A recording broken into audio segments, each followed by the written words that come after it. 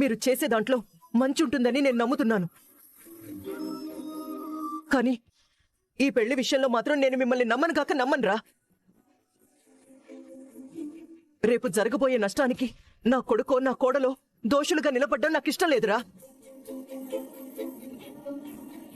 అక్క, ఏంటి చెల్లమ్మా? నన్ను మా పుట్టింటికి తీసుకెళ్ళక్క. వాళ్ళ కాళ్ళు పట్టుకునైనా జ్యోత్స్న ఏం చెయ్యాలనుకుంటుందో చెప్పి ఈ పెళ్లి ఆగేలా చేస్తాను. పోయినసారి ఇలాగే ఇదే పని చేసావు, జరిగిందా? మీ నాన్న నీ మాట విన్నాడా? మీ వదిన నీ మాట నమ్మిందా? నేనేదో ఒకటి చేస్తానురా. ఏది జరగదమ్మా. ఆ గౌతమ్ గారితో తాళి కట్టించుకుని బలైపోవడానికి ఆ పారిజాత మనవరాలు తింగరదేం కాదు.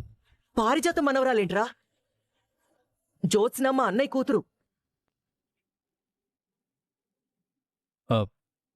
పారిజాతం మనవరాలంటే మావయ్య కూతురే కదా. పారిజాతం మనవరాలంటే మీ మావయ్య కూతురు కాదురా.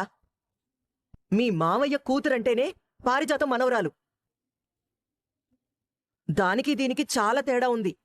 నువ్వు చెప్పింది కరెక్టేనమ్మా. జ్యోత్స్న పారిజాత మనవరాలే, కానీ మావయ్య కూతురు దీప. తొందరలోనే నిజం కూడా బయటపడుతుంది. అందుకే ఈ ప్రయత్నాలన్నీ. అక్క, మనం వెళ్దాం పదక్క. వద్దతయ్యా. ఏ మరోసారి మీ నెత్తి మీద నిందేయించుకుని అందరి చేత చీ అనిపించుకుంటారా?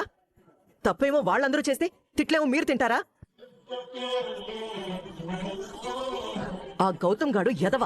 అలాంటి ఎదవ కారణంగా నా పుట్టిల్లు బాధపడకూడదు. నా మాట వింటారా వినరా అన్నది నాకు అనవసరం. చెప్పడం నా బాధ్యత.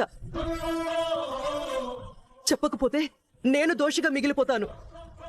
నన్నెవరూ వేలెత్తి చూపించకపోవచ్చు, కానీ మా అన్నయ్య కంట్లో నీళ్లు తిరిగినా, మా నాన్న కంట్లో నీళ్లు తిరిగినా, నీకేదైనా అయినా బాధపడేది నేనేరా.